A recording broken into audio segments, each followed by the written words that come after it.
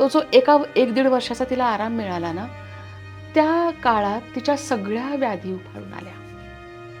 म्हणजे जे ती स्वतःला विसरून दाबत होती, स्वतःला मागे टाकून जे ती काम करत होती, जो तिचा रात्रंदिवस प्रवास होता, जी भाषणं होती आणि ते सगळं ठप्प झालं आणि एकदम एक शांत लाईफ आलं.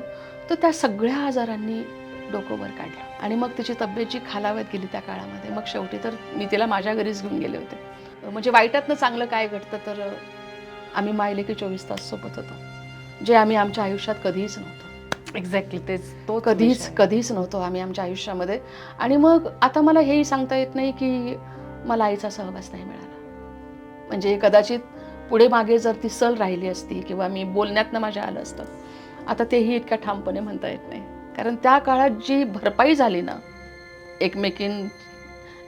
जी एक उणीव होती, तिच्याकडनं माझ्या आयुष्यात आणि माझ्याकडनं तिच्यासाठी ही जी भरपाई केली गेली ना, आता मला नाही म्हणता येत की मला आई नाही मिळाली म्हणून. आई मिळाली. 2.5-3 महिन्यात का होईना, पण अशी पुरेपूर मिळाली.